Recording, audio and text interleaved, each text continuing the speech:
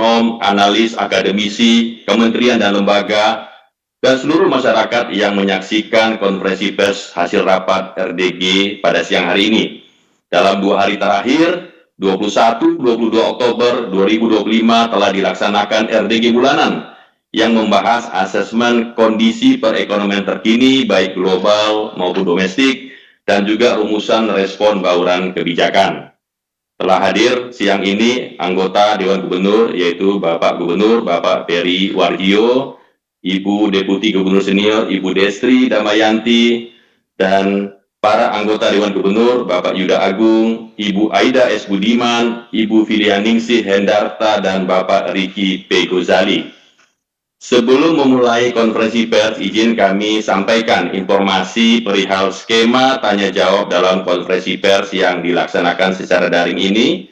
Rekan-rekan media dapat mengajukan pertanyaan melalui fitur Q&A Zoom dengan menyertakan nama dan asal media. Pertanyaan yang sejalan dengan tema pokok hasil RDG bulanan akan kami sampaikan dan akan direspon oleh Bapak Ibu anggota Dewan Gubernur. Untuk mempersingkat waktu, dengan hormat kami persilakan Bapak Gubernur untuk memimpin konferensi pers pada siang hari ini. Bapak Gubernur, kami persilakan. Terima kasih Pak Ramdan Deni, Kepala Departemen Komunikasi Bank Indonesia. Bismillahirrahmanirrahim. Assalamualaikum warahmatullahi wabarakatuh. Salam sejahtera bagi kita semuanya. Salam, Om Swastiastu, Namo Buddhaya, salam kebajikan. Yang saya cintai dan banggakan, rekan-rekan media, demikian juga para ekonom, dan juga para pejabat dari kementerian lembaga, para akademisi, dan masyarakat yang mengikuti jalannya konferensi pers rapat Dewan Gubernur bulanan 21-22 Oktober 2025 ini. Pengarah kami, saya Peri Warjio, Gubernur Bank Indonesia, beserta Deputi Gubernur Senior Destri Damayanti, Deputi Gubernur Yuda Agung, Deputi Gubernur Aida S. Budiman, Deputi Gubernur Filianingsih Hendarta, dan Deputi Gubernur Riki Gozali untuk menyampaikan pokok-pokok hasil rapat Dewan Gubernur Bank Indonesia yang kami selenggarakan dalam 2 hari ini, 21 dan 22 Oktober 2025. Sebagaimana disampaikan oleh Pak Ramdan Deni tadi, dalam rapat Dewan Gubernur 2 hari ini kami melakukan asesmen kembali berbagai data informasi serta proyeksi ekonomi global dan domestik, dan merumuskan bauran kebijakan Bank Indonesia. Kami akan sampaikan dengan memulai dari perekonomian dunia. Saya akan memulainya. Perekonomian dunia masih dalam tren melambat akibat dampak tarif Amerika Serikat yang mendorong ketidakpastian global yang tetap tinggi. Amerika Serikat kembali mengenakan tarif tambahan kepada sektor farmasi, mebel, dan otomotif sejak 1 Oktober 2025, serta mengumumkan rencana pengenaan tarif tambahan sebesar 100% terhadap produk asal Tiongkok. Berbagai indikator menunjukkan kebijakan tarif Amerika Serikat memperlemah kinerja perdagangan global, tercermin dari melambatnya ekspor dan impor di sebagian besar negara. Di Amerika Serikat, pertumbuhan ekonomi masih lemah, sehingga mendorong berlanjutnya penurunan kondisi ketenaga kerjaan. Ekonomi Jepang, Eropa, dan India belum kuat dipengaruhi oleh konsumsi rumah tangga di tengah stimulus fiskal moneter yang telah dilakukan. Sementara itu, perekonomian Tiongkok pada triwulan 3 2025 meningkat didorong oleh stimulus fiskal.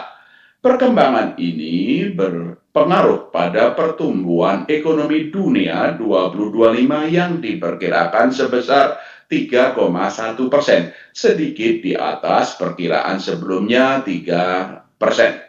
Probabilitas penurunan kembali suku bunga kebijakan moneter Amerika Serikat Fed Fund Rate semakin besar sejalan dengan kondisi ketenaga kerjaan di Amerika Serikat yang lemah. Sejalan dengan itu, yield US Treasury jangka pendek kembali menurun dan indeks mata uang dolar Amerika Serikat DXY cenderung melemah. Aliran modal ke emerging market masih berfluktuasi seiring dengan tingginya ketidakpastian pasar keuangan global. Perkembangan global ini menuntut kewaspadaan dan penguatan respon kebijakan untuk memitigasi dampak rambatan ketidakpastian perekonomian dan pasar keuangan global yang masih tinggi tersebut terhadap perekonomian domestik.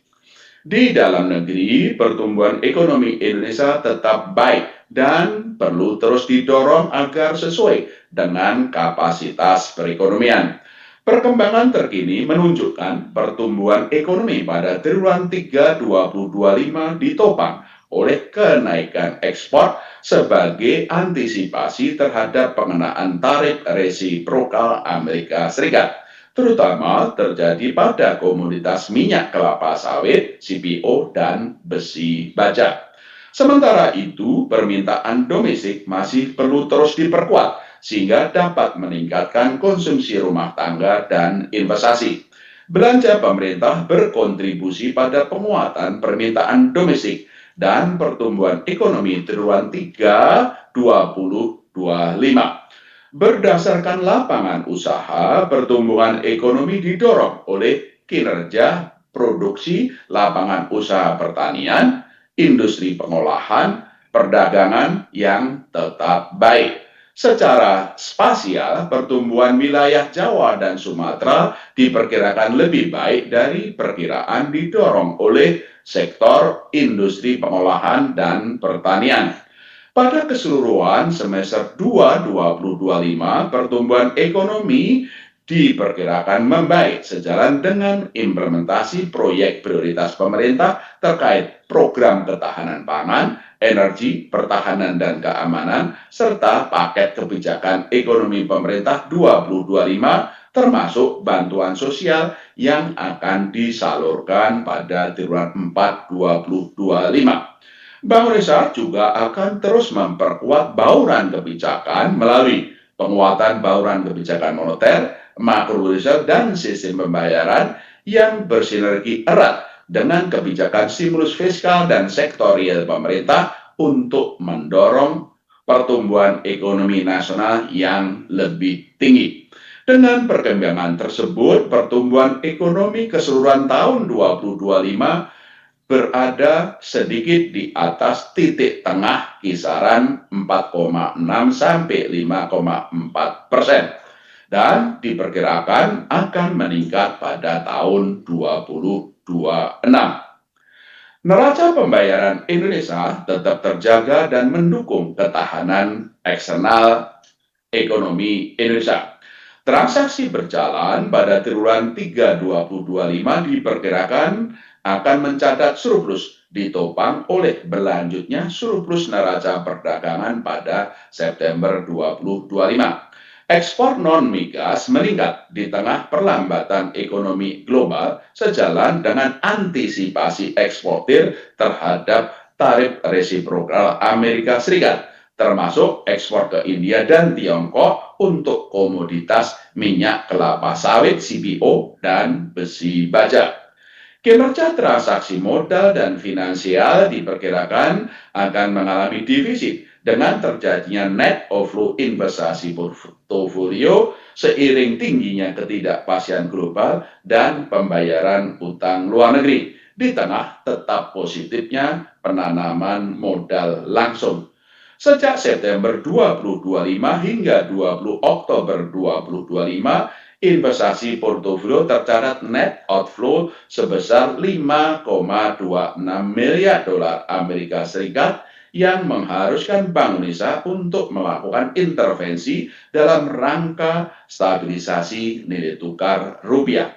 Posisi cadangan devisa pada akhir September 2025 tetap kuat, yang tercatat sebesar 148,7 miliar dolar Amerika Serikat, setara dengan pembiayaan 6,2 bulan import atau 6 bulan import dan pembayaran utang luar negeri pemerintah. Posisi cadangan devisa dimaksud berada jauh di atas standar kecukupan internasional sekitar 3 bulan import. Kedepan, surplus dari neraca perdagangan dan arus masuk penanaman modal asing diperkirakan masih akan terus berlanjut. Dengan perkembangan tersebut, neraca pembayaran Indonesia tahun 2025 diperkirakan tetap berdaya tahan dengan defisit transaksi berjalan secara keseluruhan tahun 2025 diperkirakan lebih rendah dari proyeksi sebelumnya. Pada tahun 2026, neraca pembayaran Indonesia diperkirakan juga tetap akan baik didukung defisit transaksi berjalan yang sehat dan aliran modal yang meningkat sejalan dengan prospek ekonomi Indonesia yang tetap terjaga. Nilai tukar rupiah tetap terkendali di tengah ketidakpastian global, didukung oleh kebijakan stabilisasi Bank Indonesia. Nilai tukar rupiah pada 21 Oktober 2025 tercatat sebesar 16.585 per rupiah per dolar Amerika Serikat atau menguat 0,45% point to point dibandingkan dengan tingkat pada akhir September 2025. Rupiah sempat melemah pada September 2025 sebesar 1,05% point to point dibandingkan dengan tingkat pada akhir Agustus 2025 sejalan dengan ketidakpastian yang pasar keuangan global yang cukup tinggi. Guna menjaga stabilitas nilai tukar rupiah, Bank Indonesia menempuh langkah stabilisasi melalui intervensi di pasar spot dan pasar non-delivery forward, baik di pasar luar negeri offshore maupun di pasar luar dalam negeri onshore dalam bentuk domestic non-delivery forward, serta pembelian SPN di pasar sekunder. Respon kebijakan ini memberikan hasil positif tercermin dari perkembangan rupiah yang kembali menguat pada Oktober 2025. Peningkatan konversi falas ke rupiah oleh eksportir seiring penerapan penguatan kebijakan devisa hasil ekspor sumber daya alam DHESDA juga mendukung tetap terkendalinya nilai tukar rupiah. Kedepan, nilai tukar rupiah diperkirakan tetap stabil, didukung komitmen Bank Indonesia dalam menjaga stabilitas nilai tukar rupiah, imbal hasil yang menarik, inflasi yang rendah, dan tetap baiknya prospek pertumbuhan ekonomi Indonesia. Bank Indonesia terus memperkuat respon kebijakan stabilisasi di tengah tingginya ketidakpastian global, termasuk melalui intervensi secara terukur di pasar spot, offshore NDF, dan domestic NDF, serta pemberian SPN di pasar sekunder. Tekanan inflasi secara umum tetap terjaga dalam kisaran sasaran. Inflasi indeks harga konsumen IHK September tercatat sebesar 2,65% year on year. Inflasi inti tetap rendah sebesar 2,19% year on year, dipengaruhi oleh pertumbuhan ekonomi yang masih di bawah kapasitas nasional, serta didukung konsistensi suku bunga kebijakan moneter Bank Indonesia dalam menjangkar ekspektasi inflasi sesuai dengan sasarannya, serta didukung pula oleh imported inflation, inflasi harga-harga impor yang tetap rendah. Inflasi kelompok administered prices juga tetap rendah sebesar 1,1% year on year seiring menurunnya tarif angkutan dan bensin di tengah kenaikan harga jual eceran rokok. Sementara itu, inflasi kelompok volatile food meningkat menjadi 6,44% year on year didorong terutama oleh kenaikan harga komoditas cabai, bawang, beras, dan daging ayam ras seiring berakhirnya masa panen dan peningkatan biaya input produksi. Kedepan, Bank Indonesia meyakini inflasi tahun 2025 dan 2026 tetap terjaga rendah dalam sasaran 2,5 plus minus 1%. Inflasi inti diperkirakan tetap rendah seiring ekspektasi inflasi yang terjangkar dalam sasaran, kapasitas ekonomi yang masih besar, imported inflation yang terkendali, dan dampak positif dari digitalisasi. Sementara itu, inflasi volatile food diperkirakan tetap terkendali, didukung oleh sinergi pengendalian inflasi oleh tim pengendalian inflasi, baik di pusat maupun di daerah, TBIP, TBID, dan penguatan implementasi Gerakan Nasional Pengendalian Inflasi Pangan, GNBIP. Bauran kebijakan Bank Indonesia terus diperkuat untuk mendorong pertumbuhan ekonomi dengan tetap menjaga stabilitas perekonomian.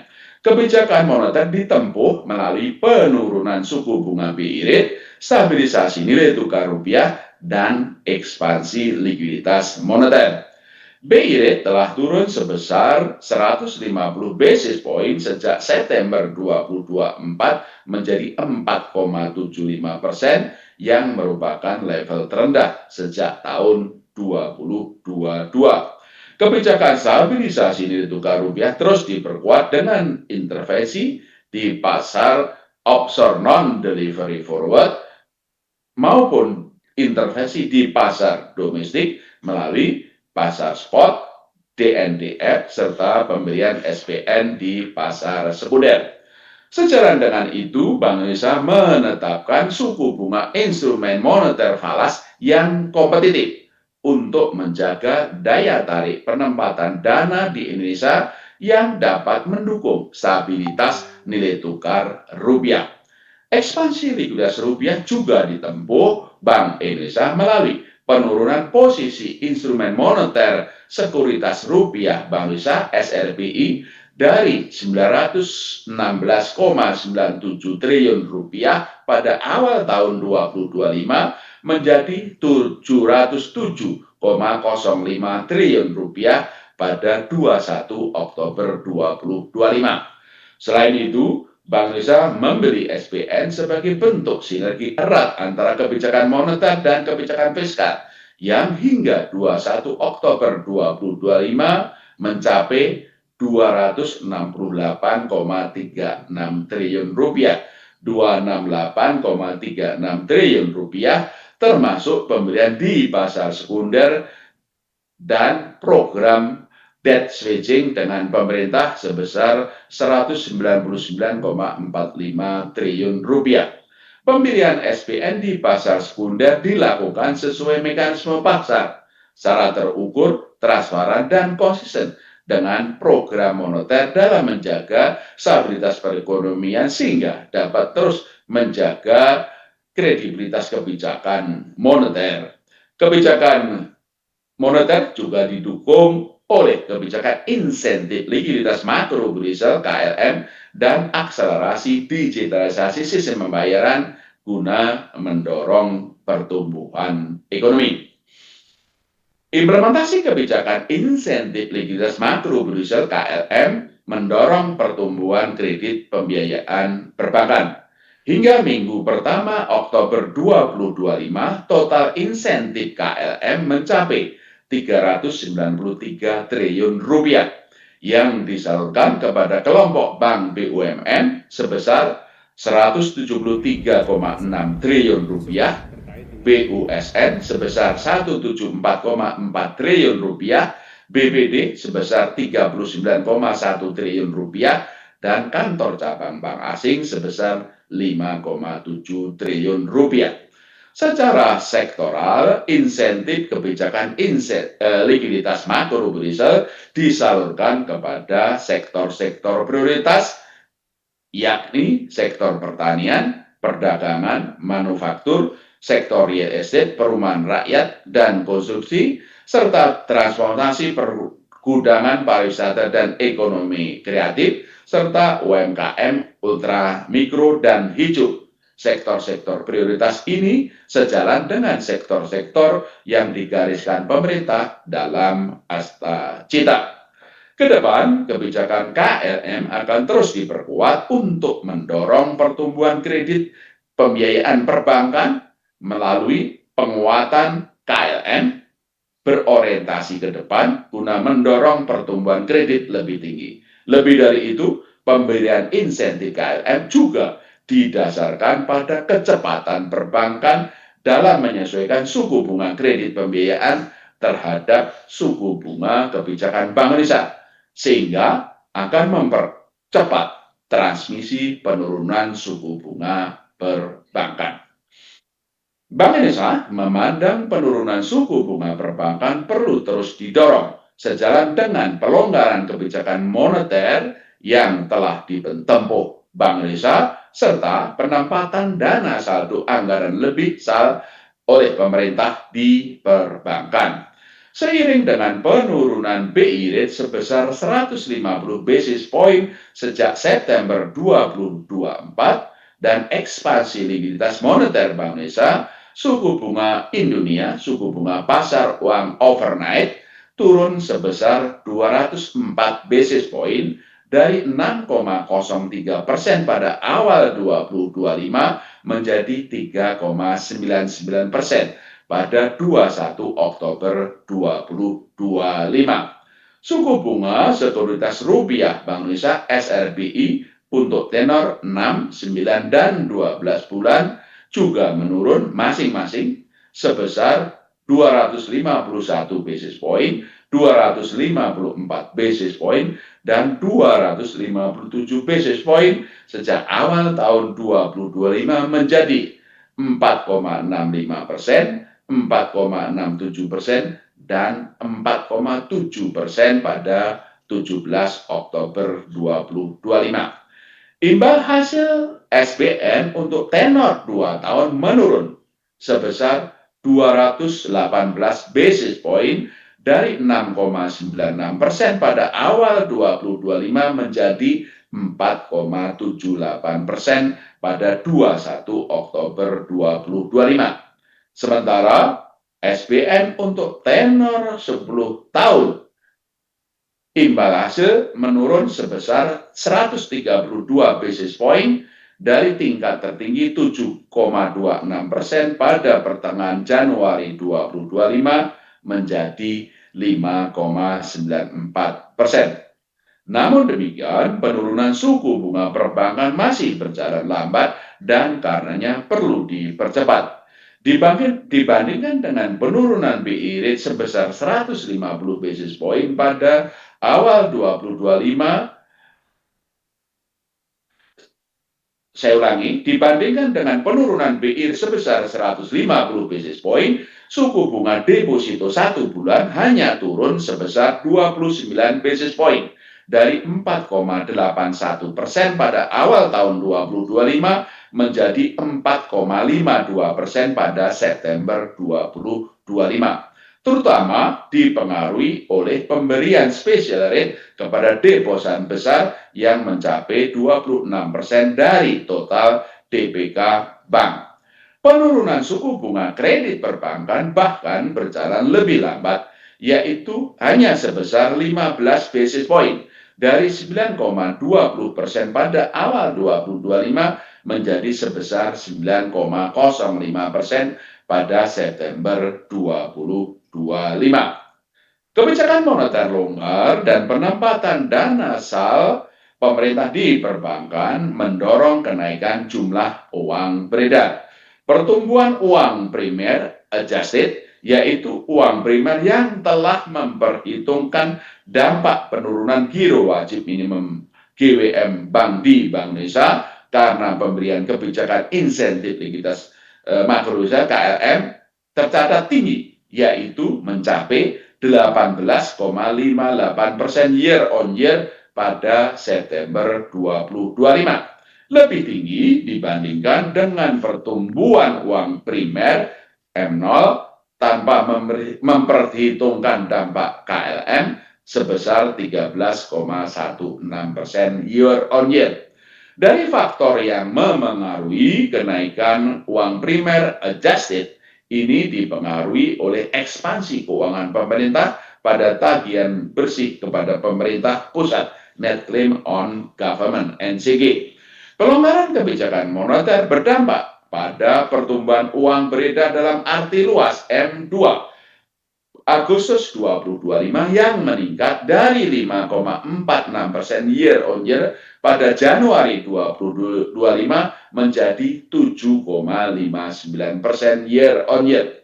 Dari sisi komponen, kenaikan pertumbuhan M2 dipengaruhi oleh pertumbuhan uang beredar dalam arti sempit M1 dari 7,25% year on year pada Januari 2025 menjadi 10,51% year on year pada Agustus 2025 sejalan dengan pertumbuhan uang kartal dari 10,30% year on year pada Januari 2025 naik menjadi 13,41% year on year pada Agustus 2025. Dari sisi faktor yang memengaruhi kenaikan M2, terutama berasal dari peningkatan aktiva luar negeri bersih, net foreign asset, dan ke depan jumlah uang beredar diperkirakan akan meningkat sejalan dengan ekspansi kebijakan fiskal pemerintah dan juga ekspansi likuiditas kebijakan moneter yang ditempuh oleh Bank Indonesia. Pertumbuhan kredit perbankan perlu terus ditingkatkan untuk mendukung pertumbuhan ekonomi. Kredit perbankan pada September 2025 masih tercatat 7,7% year on year, meskipun sedikit meningkat dari 7,56% year on year pada Agustus 2025. Permintaan kredit belum kuat dipengaruhi oleh sikap pelaku usaha yang masih wait and see, optimalisasi pembiayaan internal oleh korporasi, dan suku bunga kredit yang masih relatif tinggi. Perkembangan ini tercermin dari fasilitas pinjaman yang belum dicairkan atau sering disebut undisbursed loan pada September 2025 yang masih cukup besar, yaitu mencapai 2.374,8 triliun rupiah, 2.374,8 triliun rupiah atau 22,54% dari plafon kredit yang tersedia, terutama pada segmen korporasi dengan kontribusi utama dari sektor perdagangan, industri, dan pertambangan, serta dengan jenis kredit modal kerja. Dari sisi penawaran, kapasitas pembiayaan bank cukup memadai ditopang oleh rasio alat likuid terhadap dana pihak ketiga AL per dekade yang besar, yaitu mencapai 29,29% dan DPK dana pihak ketiga yang tumbuh sebesar 11,18% year on year pada September 2025. Seiring ekspansi keuangan pemerintah termasuk penempatan dana pemerintah pada beberapa bank besar serta kebijakan pelonggaran likuiditas moneter dan kebijakan insentif makrobudensial yang ditempuh oleh Bank Indonesia dalam jumlah yang besar. Minat penyaluran kredit perbankan pada umumnya cukup baik, sebagaimana tercermin pada persyaratan pemberian kredit lending requirement yang cukup longgar, kecuali pada segmen kredit konsumsi dan UMKM yang seiring dengan sikap kehati-hatian bank di tengah risiko kredit pada kedua segmen tersebut. Pertumbuhan kredit modal kerja dan kredit konsumsi melambat menjadi masing-masing sebesar 3,37% year on year dan 7,42% year on year. Sementara itu, pertumbuhan kredit investasi meningkat cukup tinggi, yaitu mencapai 15,18% year on year. Kredit UMKM dan pembiayaan syariah tumbuh melambat menjadi masing-masing sebesar 0,23% dan 7,55% year on year. Bank Indonesia memperkirakan pertumbuhan kredit 2025 berada pada batas bawah kisaran 8 sampai dengan 11% dan akan meningkat pada tahun 2026. Ke depan, Bank Indonesia akan terus memperkuat koordinasi dengan pemerintah dan KSSK untuk meningkatkan pertumbuhan kredit pembiayaan perbankan serta memperbaiki struktur suku bunga agar dapat cepat menurun mengikuti penurunan suku bunga BI rate yang ditempuh Bank Indonesia. Ketahanan perbankan tetap kuat, permodalan terjaga pada level yang tinggi, likuiditas perbankan cukup longgar, dan risiko kredit rendah. Dari sisi permodalan, rasio kecukupan modal capital adequacy ratio perbankan pada Agustus 2025 meningkat menjadi sebesar 26,03%, sehingga semakin kuat dalam menyerap risiko. Rasio kredit permodalan menurun dari 4,55% pada Agustus 2025 menjadi 4,46% pada September 2025, meskipun masih pada level yang cukup tinggi. Hasil stress test Bank Indonesia menunjukkan ketahanan perbankan tetap kuat, ditopang oleh kemampuan bayar dan profitabilitas korporasi yang terjaga. Ke depan, Bank Indonesia terus memperkuat sinergi kebijakan bersama KSSK dalam memitigasi berbagai risiko ekonomi global dan domestik yang berpotensi mengganggu stabilitas sistem keuangan. Kinerja transaksi ekonomi dan keuangan digital pada triwulan 3 2025 terus meningkat, didukung oleh sistem pembayaran yang aman, lancar, dan andal. Volume transaksi pembayaran digital mencapai 12,99 miliar transaksi atau tumbuh 38,08% year on year pada triwulan 3 2025, didukung oleh perluasan akseptasi dan kanal pembayaran digital. Volume transaksi aplikasi mobile dan internet masing-masing tumbuh sebesar 13,11% dan 17,80% year on year, termasuk transaksi kris yang tumbuh tinggi, yaitu 147,65% year on year. Kinerja positif tersebut didukung oleh peningkatan jumlah pengguna dan merchant kris. Dari sisi infrastruktur, volume transaksi retail yang diproses melalui BI Fast mencapai 1.223,8 juta atau tumbuh 32,34% year on year dengan nilai transaksi menyentuh 3.024,1 triliun rupiah, 3.024,1 triliun rupiah pada triwulan 3 2025. Volume transaksi nilai besar yang diproses melalui sistem BI RTGS tercatat sebesar 2,76 juta transaksi dengan nilai sebesar 56.422,9 triliun rupiah, 56.422,9 triliun rupiah pada triwulan 3 2025. Sementara dari sisi pengelolaan uang rupiah, uang kartal yang diedarkan tumbuh 13,49% year on year menjadi 1.200,05 triliun rupiah pada triwulan 3 2025. Stabilitas sistem pembayaran tetap terjaga, ditopang oleh infrastruktur yang stabil dan struktur industri yang sehat. Infrastruktur yang stabil tercermin pada penyelenggaraan sistem pembayaran Bank Indonesia (SPBI) dan sistem pembayaran industri yang lancar dan andal, serta kecukupan pasokan uang dalam jumlah dan kualitas yang memadai pada triwulan 3 2025. Struktur industri yang sehat tergambar pada interkoneksi antar pelaku dalam sistem pembayaran yang terus menguat dan diikuti oleh ekosistem ekonomi keuangan digital yang meluas.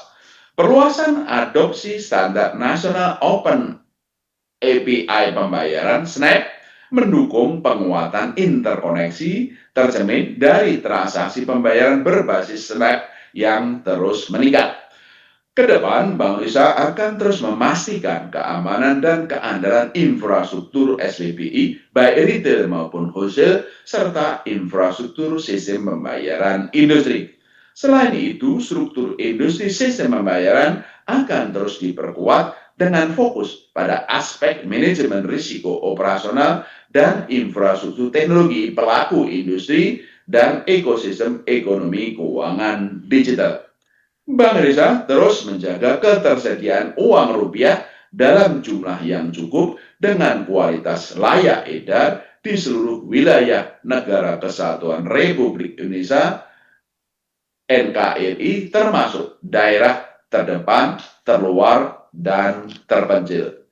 Itulah pokok-pokok asesmen dan proyeksi ekonomi global dan ekonomi domestik yang mendasari respon bauran kebijakan Bank Indonesia.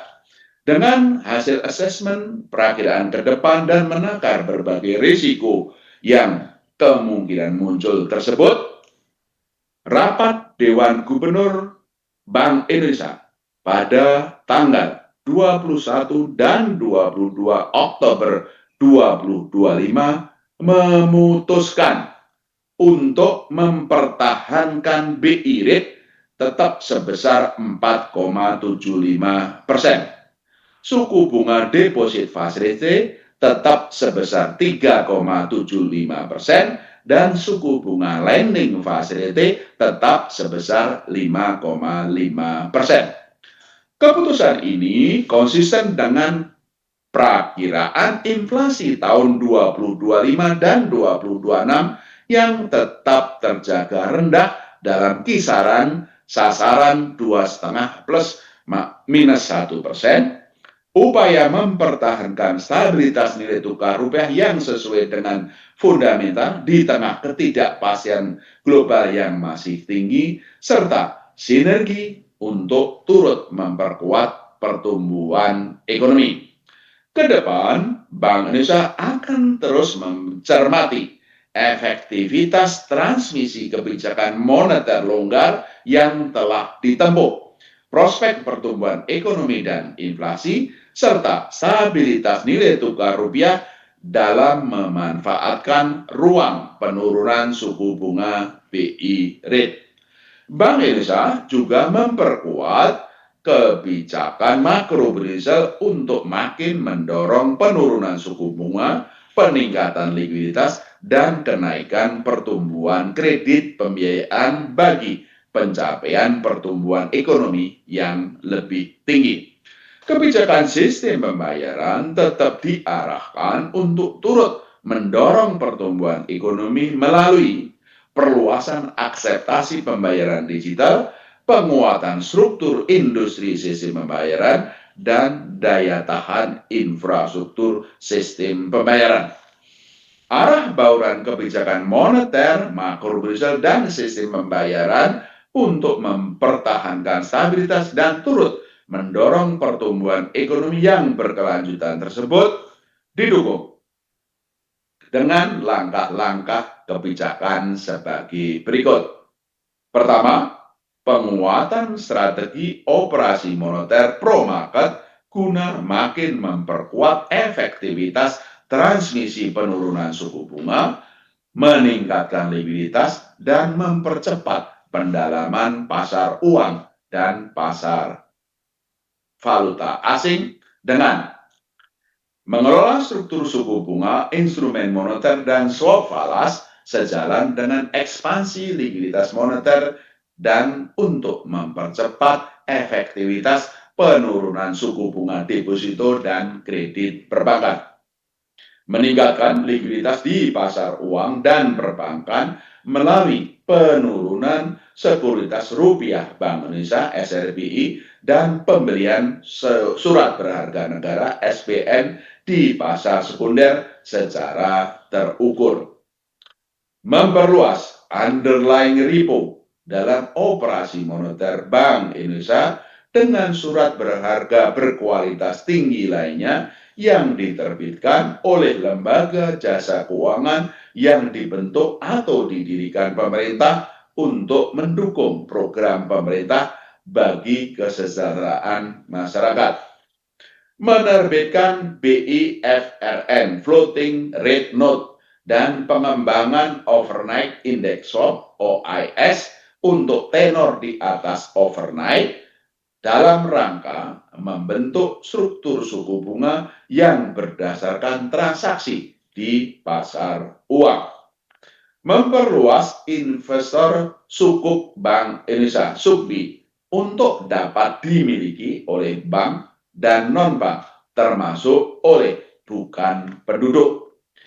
Memperkuat peran dealer utama untuk meningkatkan transaksi SRBI di pasar sekunder dan transaksi repurchase agreement repo antar pelaku pasar. Kedua, penguatan strategi stabilisasi nilai tukar rupiah yang sesuai dengan fundamental melalui intervensi baik transaksi spot dan domestic non-delivery forward di pasar domestik maupun transaksi non-delivery forward NDF di pasar luar negeri. Strategi ini disertai dengan pembelian SBN di pasar sekunder untuk meningkatkan likuiditas dan menjaga stabilitas pasar keuangan. Ketiga, penguatan kebijakan insentif likuiditas makro Berdasar KLM yang berbasis kinerja dan berorientasi ke depan. Secara rinci disampaikan di lampiran 1 yang mulai berlaku efektif mulai 1 Desember 2025, yaitu dengan pokok-pokok penguatan sebagai berikut. Pemberian insentif kepada bank atas komitmennya dalam menyalurkan kredit pembiayaan kepada sektor tertentu, lending channel, dan dalam menetapkan suku bunga kredit pembiayaan yang sejalan dengan arah suku bunga kebijakan Bank Indonesia, interest rate channel. Insentif KLM yang dapat diterima bank terdiri dari insentif lending channel, yakni paling tinggi sebesar 5% dari DPK, dan insentif interest rate channel, yakni paling tinggi sebesar 0,5% dari DPK. Sehingga total insentif yang diterima menjadi paling tinggi sebesar 5,5% dari DPK, naik dari 5% dari DPK pada periode sebelumnya. Sektor yang mendapat insentif lending channel terdiri dari sektor pertanian, industri, dan hilirisasi, sektor jasa termasuk ekonomi kreatif, sektor konstruksi, real estate, dan perumahan, dan atau sektor UMKM, koperasi, inklusi, dan berkelanjutan, yang juga menjadi sektor-sektor prioritas pemerintah dalam mendukung pertumbuhan ekonomi sebagaimana dalam program Astagita pemerintah. Besaran insentif yang diberikan kepada bank pada lending channel juga memperhitungkan faktor penyesuaian atas realisasi pertumbuhan kredit pembiayaan dibandingkan dengan komitmen pertumbuhan kredit pembiayaan periode sebelumnya. Sementara itu, pengukuran insentif suku bunga kredit pembiayaan atau interest rate channel didasarkan pada tingkat kecepatan perbankan dalam menyesuaikan suku bunga kredit pembiayaan baru terhadap suku bunga kebijakan Bank Indonesia. Sebagaimana tadi kami sampaikan, penguatan kebijakan insentif likuiditas makro Berdasar KM yang berbasis kinerja dan berorientasi ke depan ini akan mempercepat pertumbuhan kredit pembiayaan ke depan dan juga transmisi penurunan suku bunga di perbankan. Keempat, penguatan kebijakan makro berisiko longgar dengan mempertahankan rasio countercyclical capital buffer sebesar 0%, rasio intermediasi makro berisiko REM pada kisaran 84 sampai 94%, rasio loan to value financing to value ratio LTV FTV kredit pembiayaan properti paling tinggi sebesar 100%, dan uang muka kredit pembiayaan kendaraan bermotor paling rendah sebesar 0%. Berlaku efektif 1 Januari sampai dengan 31 Desember 2026. Rasio pendanaan luar negeri bank RPLN maksimum sebesar 35% terhadap modal bank, serta rasio penyangga likuiditas makro berisiko PLN tetap sebesar 4% untuk konvensional dan PLN syariah 2,5% dengan fleksibilitas repo keseluruhannya. Kelima, penguatan publikasi asesmen transparansi suku bunga dasar kredit SPDK dengan pendalaman pada suku bunga kredit pembiayaan sektor prioritas yang menjadi cakupan kebijakan KLM sebagaimana pada lampiran 2. Keenam, peningkatan inovasi dan perluasan akseptasi digital melalui penyelenggaraan Festival Ekonomi dan Keuangan Digital Indonesia bersinergi dengan Indonesia Fintech Summit dan Expo tahun 2025, FECD dan IFSE 2025 dengan berbagai inisiatif antara lain launching Kris Tap In Tap Out, inisiasi sandboxing Kris antar negara Indonesia Korea Selatan, kick off peningkatan kapasitas dan literasi sinergi percepatan dan perluasan digitalisasi daerah katalis P2DD serta pengumuman pemenang BI OJK Hackathon 2025 dan Kris Jelasah Budaya Indonesia. Karena itu kami mengundang para media dan masyarakat untuk hadir merayakan dan juga memeriahkan FECD dan IFSE 2025 yang kami akan gelar pada waktu dekat ini. Ketujuh, penguatan dan perluasan kerjasama internasional di area kebank sentralan termasuk konektivitas sistem pembayaran dan transaksi menggunakan mata uang lokal serta fasilitasi penyelenggaraan promosi investasi dan perdagangan di sektor prioritas bekerja sama dengan instansi terkait. Bank Indonesia terus memperkuat sinergi kebijakan dengan Komite Stabilitas Sistem Keuangan untuk menjaga stabilitas sistem keuangan. Sinergi kebijakan Bank Indonesia dengan pemerintah juga diperkuat untuk menjaga stabilitas dan mendorong pertumbuhan ekonomi sejalan dengan program asatita pemerintah. Demikian rekan-rekan media pokok-pokok hasil rapat Dewan Gubernur Bank Indonesia pada 21 dan 22 Oktober 2025 dalam siaran pers yang bertajuk BI Rate tetap 4,75%, mendorong pertumbuhan ekonomi, mempertahankan stabilitas. Dengan Pak Ramdan Deni, saya kembalikan Pak Ramdan Deni untuk sesi berikutnya adalah Q&A. Sekian, terima kasih. Wassalamualaikum warahmatullahi wabarakatuh. Waalaikumsalam warahmatullahi wabarakatuh. Terima kasih Bapak Gubernur untuk pemaparan hasil RDG pada siang hari ini. Selanjutnya kami akan membacakan beberapa pertanyaan dari rekan media yang sudah masuk di fitur Q&A Zoom sebagai berikut.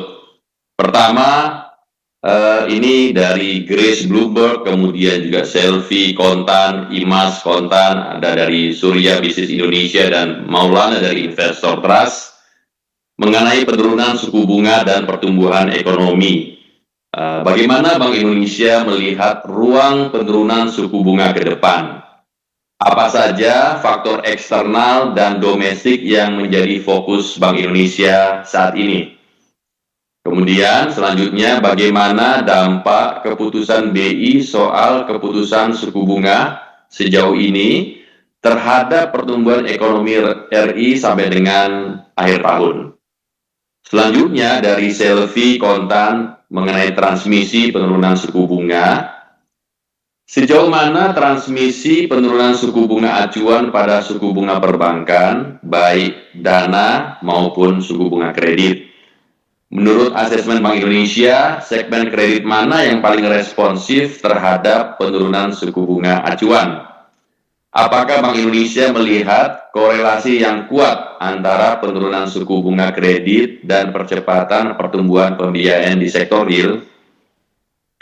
Selanjutnya, dari Imas Kontan, perkembangan data e-commerce, mohon diupdate transaksi e-commerce terkini. Berapa angkanya, bila meningkat apakah mencerminkan daya beli masyarakat itu naik? Dari GA Reuters mengenai pertumbuhan kredit, apakah Bank Indonesia masih memperkirakan loan growth di tahun ini adalah 8 sampai dengan 11%? Kemudian yang terakhir, mengenai devisa hasil ekspor dari TRI IDN Times, bagaimana perkembangan tren transaksi konversi falas ke rupiah dari DHE SDA? Bapak Gubernur, Bapak Ibu anggota Dewan Gubernur, demikian beberapa pertanyaan yang disampaikan. Mohon untuk dapat direspon. Kami kembalikan kepada Bapak Gubernur. Silakan Pak.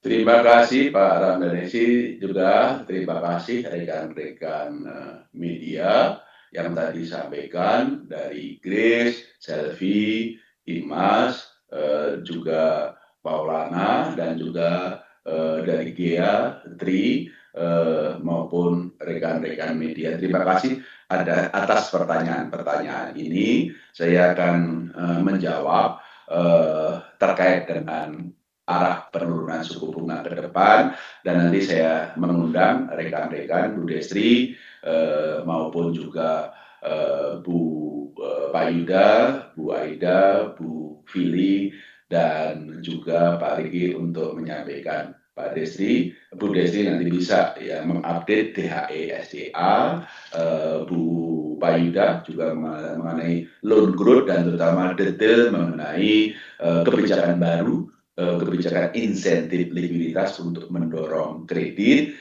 Demikian juga untuk transmisi suku bunga, nanti Bu Aida bisa menjawab. Untuk e-commerce-nya itu bisa nanti Bu Fili, dan juga bagaimana untuk berbagai perkembangan untuk daerah dan peredaran uang, nanti Pak Riki bisa menyampaikan.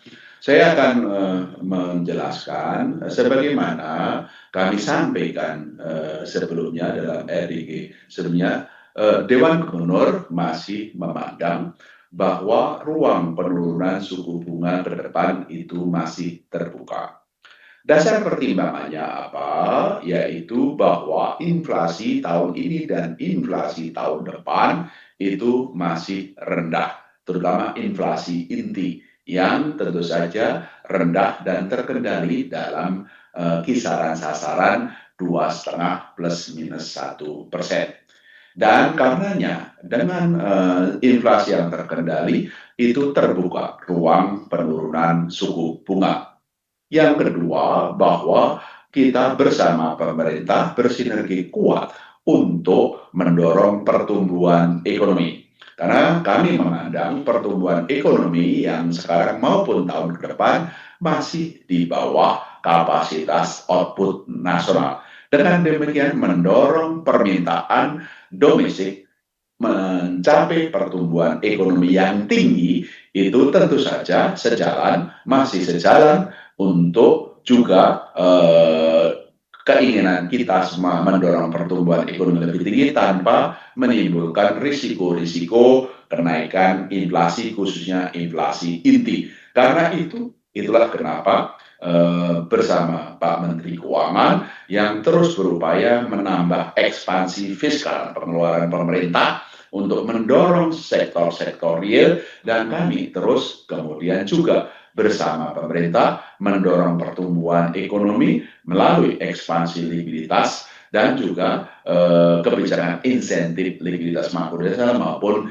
digitalisasi. Sinergitas kebijakan fiskal dan moneter ini sangat penting untuk mendorong pertumbuhan ekonomi dengan tetap menjaga stabilitas. Dan dua pertimbangan ini, inflasi yang rendah dan perlunya bersinergi mendorong pertumbuhan, itulah landasan utama kami masih memandang ruang penurunan suku bunga itu masih terbuka.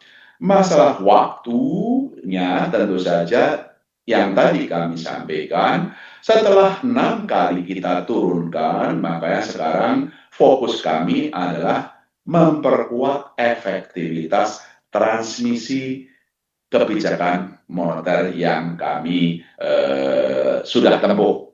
Seperti kami sampaikan tadi, penurunan suku bunga BI rate, nanti Bu Aida bisa memperjelas, telah diikuti penurunan suku bunga di pasar uang, baik yang di Indonesia maupun suku bunga pasar uang. Bahkan suku bunga yield imbal hasil SPN juga sudah turun. Isunya, masalahnya adalah bagaimana suku bunga dana pihak ketiga dan suku bunga kredit yang turunnya masih berjalan lambat. Itu yang kami terus untuk dorong, tentu saja agar suku bunga kredit bisa turun dan mendorong pertumbuhan ekonomi. Sehingga itulah efektivitas transmisi suku bunga maupun juga ekspansi likuiditas, sinergitas ekspansi likuiditas moneter, makrobudensial dengan penempatan dana oleh pemerintah di perbankan, dan juga nanti Pak Yuda bisa menjelaskan penguatan kebijakan insentif likuiditas agar bank tidak hanya mempercepat penurunan suku bunga kredit, tapi juga mendorong kredit lebih lanjut, sinergitas dengan kebijakan fiskal untuk mendorong permintaan kredit, agar undistributed loan bisa digunakan dan kredit ke depan itu bisa ditanggalkan.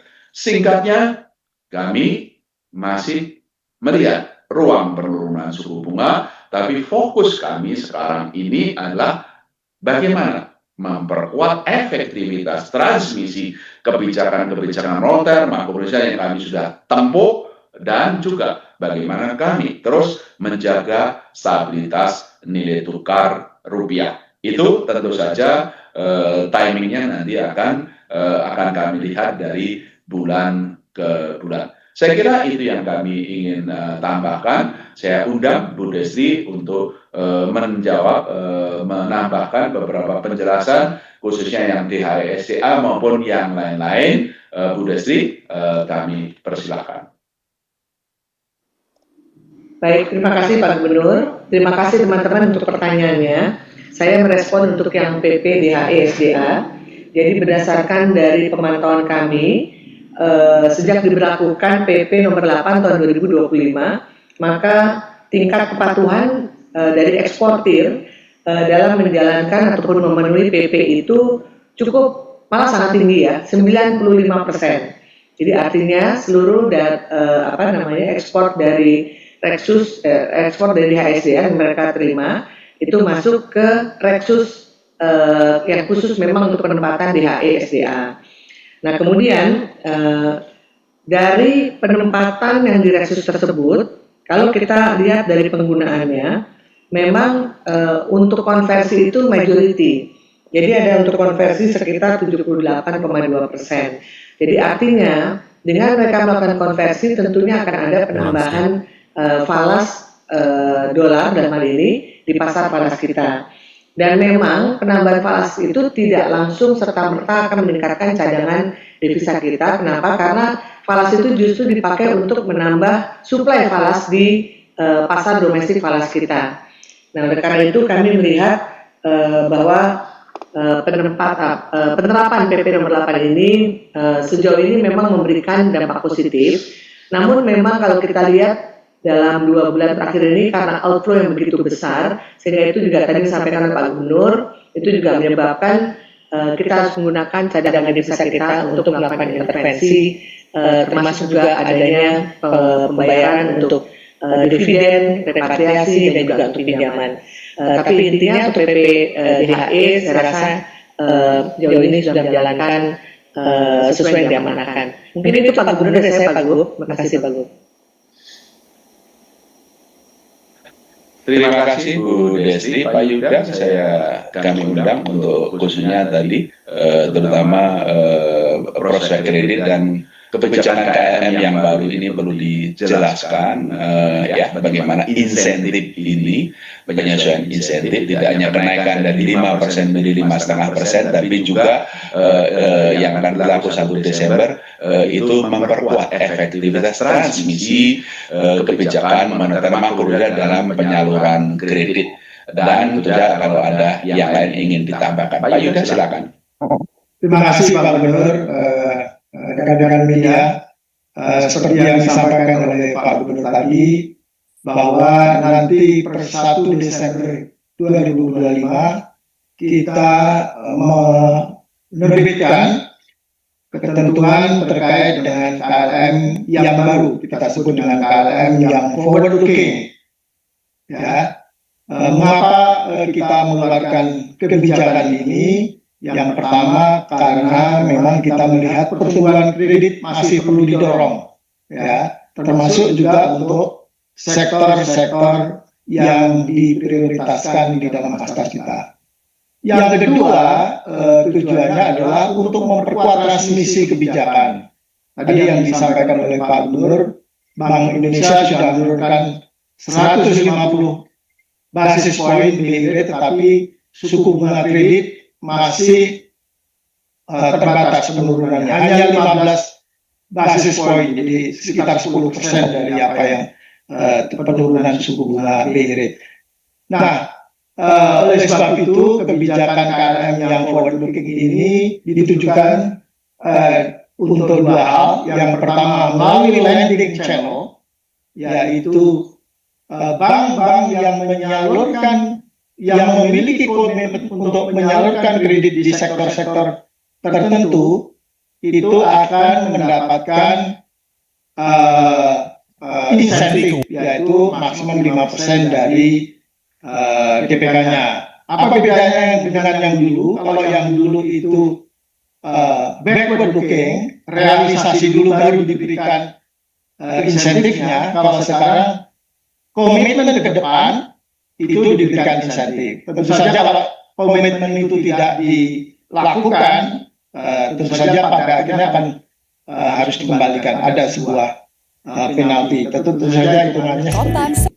Yang kedua terkait dengan interest rate channel, yaitu bagaimana kita mendorong bank-bank untuk segera melakukan penyesuaian suku bunga kredit terhadap penurunan BI rate. Jadi pada intinya bank-bank semakin cepat dia menurunkan suku bunga kreditnya akan mendapatkan insentif likuiditas yaitu maksimum 0,5% dari DPK-nya. Ya, semakin cepat semakin besar insentif likuiditasnya. Kami sudah lihat ada bank-bank memang yang cukup besar, tetapi sebagian besar bank masih terbatas penurunannya. Jadi bank-bank yang menurunkan dengan cepat kita akan berikan insentif likuiditas yang lebih tinggi. Mungkin itu Pak Gubernur sebagai tambahan. Terima kasih. Jadi terima kasih Pak Yuda. Makanya ikan cepat ikan gabus. Semakin cepat semakin bagus. Jadi kebijakan insentif likuiditas yang dilakukan adalah seperti itu. Tadi saya sampaikan Pak Yuda ya. Jumlahnya totalnya ditingkatkan dari semula 5% dari DPK menjadi 5,5%, ya. Dan itu yang 5% adalah untuk mendorong bank-bank menyalurkan kredit, ya. Tentu saja cara memperoleh sampaikan Pak Yuda nanti dibandingkan rencana dengan realisasinya. Kalau realisasinya lebih gede, ya ditambah lebih gede insentifnya. Kalau realisasinya lebih rendah dari rencana, ya lebih rendah. Itu untuk penyaluran kredit ke sektor-sektor prioritas asal cita. Yang suku bunga juga seperti itu. Pak Yuda dan kawan-kawan akan menghitung elastisitas suku bunga kredit baru dan pembiayaan yang baru terhadap BI rate. Itu elastisinya berapa?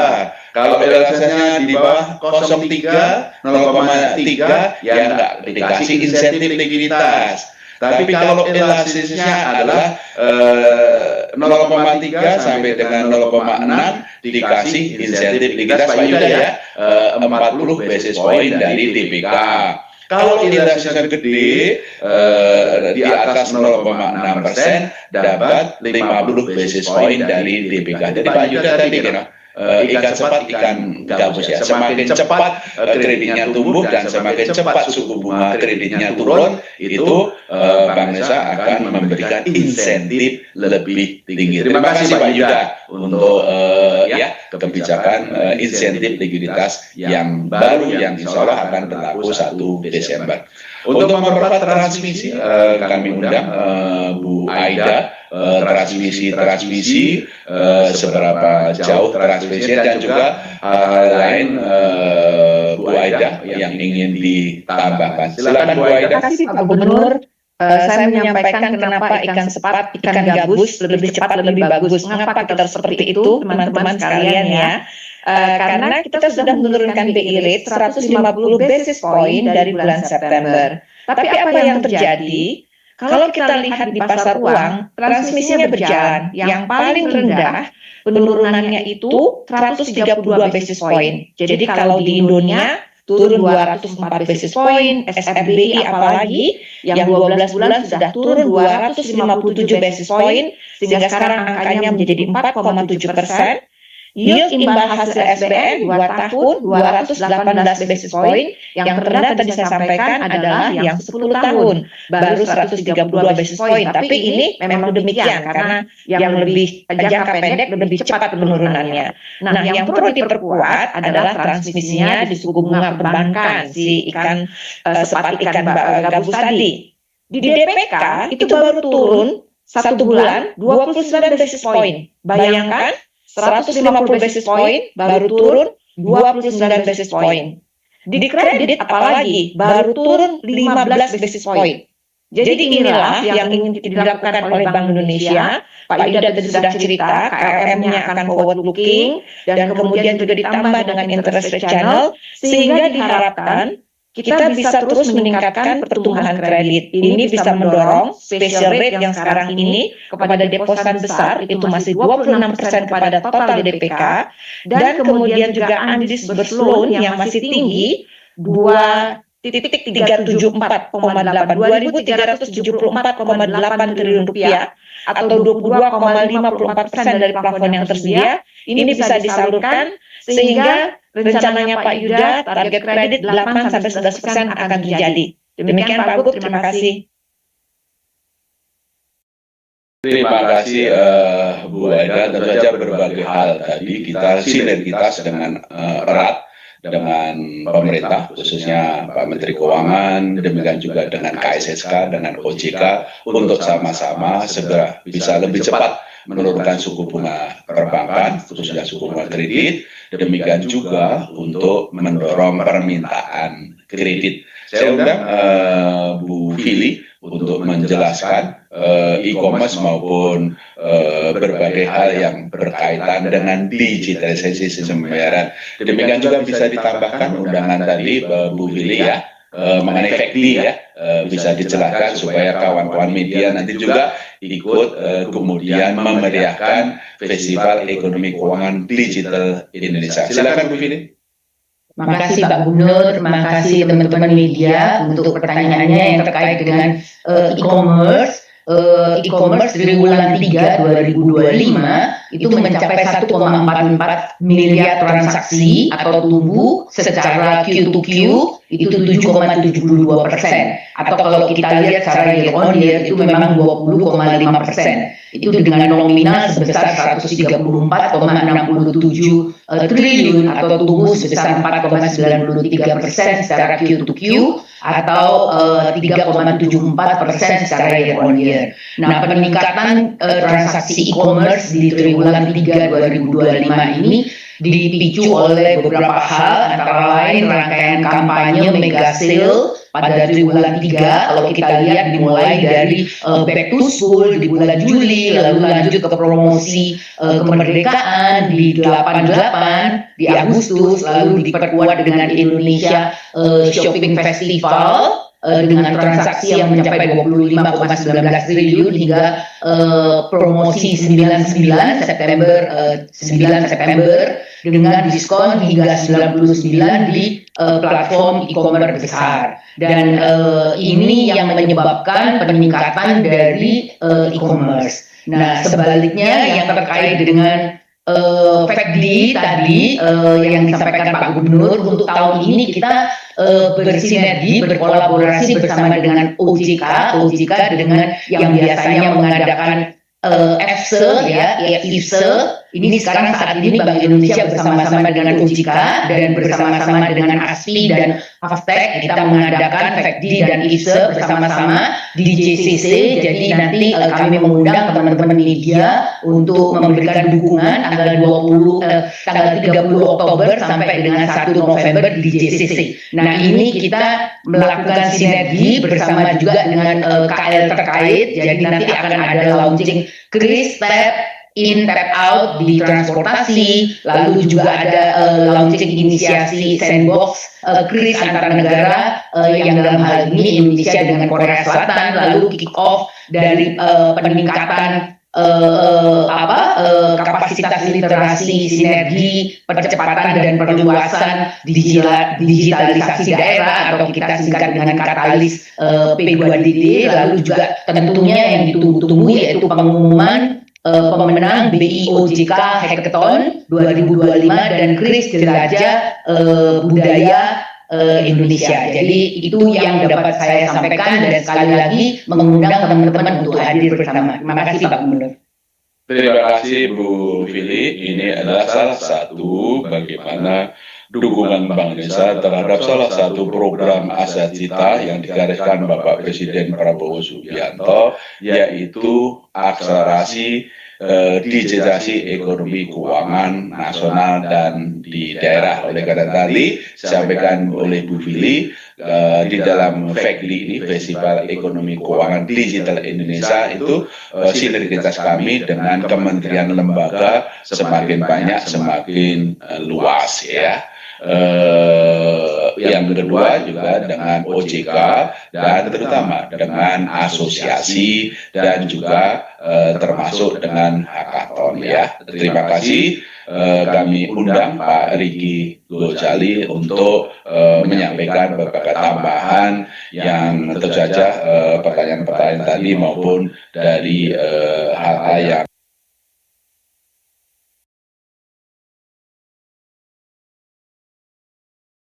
Pak Riki, monggo silakan. Terima kasih Pak Gubernur. Pak Gubernur melanjutkan seperti tadi Bapak sampaikan mengenai ikan sepat, ikan gabus. Alangkah indahnya kalau ikan sepat dan gabus ini harganya murah di daerah-daerah dan bisa dikonsumsi oleh masyarakat. Terkait dengan menjaga inflasi dan stabilitas harga, tentunya Bank Indonesia menjadi tugas pokok di sini.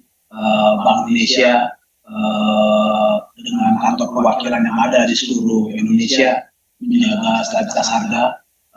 Kita dengan pemerintah daerah melalui TPID dan TPIP, kemudian dengan GNPIP, kita terus memperkuat pengendalian inflasi, terutama untuk inflasi volatile food yang sekarang terjadi.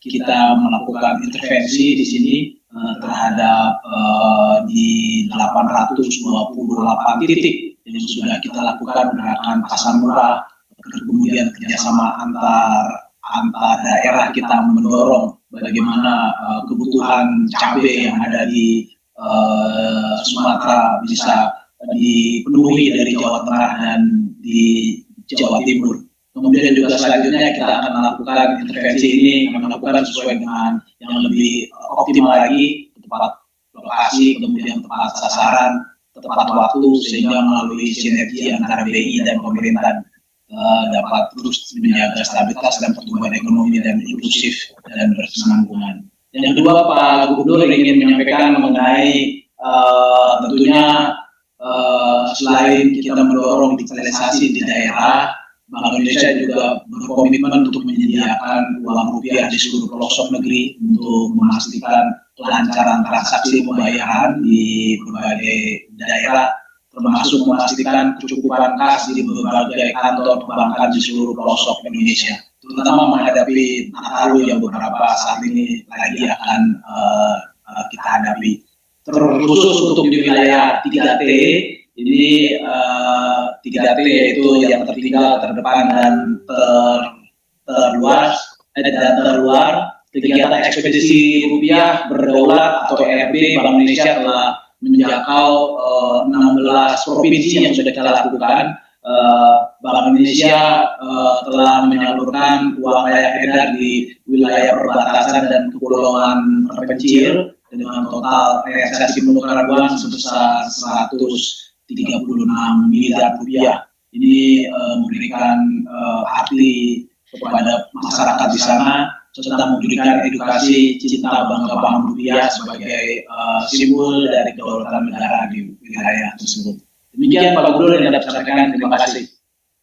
Terima kasih Pak Riki Gozali yang terus bersinergi erat antara Balisa dengan Kemenko Perekonomian, Kementerian Dalam Negeri, pemerintah pusat dan juga daerah untuk bagaimana kita terus memastikan harga-harga itu terkendali, khususnya harga inflasi pangan maupun juga kecukupan uang yang layak edar.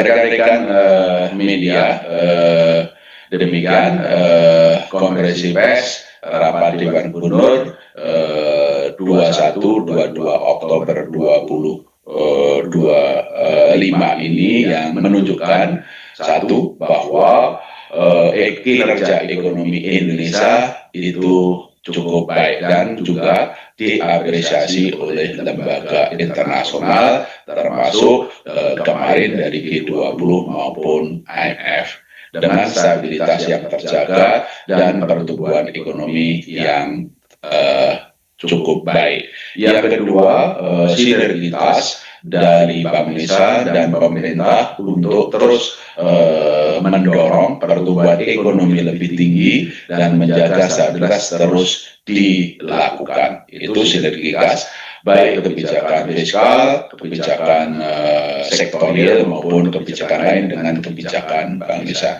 Yang ketiga, Bank Indonesia terus all out untuk mendukung stabilitas dan pertumbuhan ekonomi termasuk sektor-sektor prioritas yang digariskan pemerintah.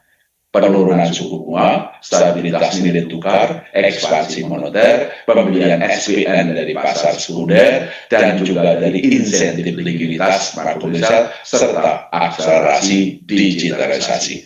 Inilah komitmen Bank Indonesia. Dengan langkah-langkah bersama itu, insya Allah kinerja ekonomi Indonesia yang baik sekarang akan tetap baik dan mendorong pertumbuhan ekonomi, stabilitas dan juga kesejahteraan rakyat. Demikian konferensi pers dari Bank Indonesia. Saya Peri Warjio, Gubernur Bank Indonesia, bersama Ibu Destri Damayanti, Deputi Gubernur Senior, Deputi Gubernur juga Agung, Deputi Gubernur Aida S. Budiman, Deputi Gubernur Finance Hendata, dan Deputi Gubernur Riki Gozali mengucapkan terima kasih. Sampai jumpa pada konferensi pers bulan depan. Terima kasih. Wassalamualaikum warahmatullahi wabarakatuh. Waalaikumsalam warahmatullahi wabarakatuh. Terima kasih Bapak Gubernur, Bapak Ibu anggota Dewan Gubernur. Terima kasih rekan-rekan media dan seluruh rekan Bapak Ibu yang menyaksikan konferensi pers pada siang hari ini. Dengan demikian bisa kita akhiri Sampai bertemu lagi bulan depan. Assalamualaikum warahmatullahi wabarakatuh. Waalaikumsalam warahmatullahi wabarakatuh. Terima kasih.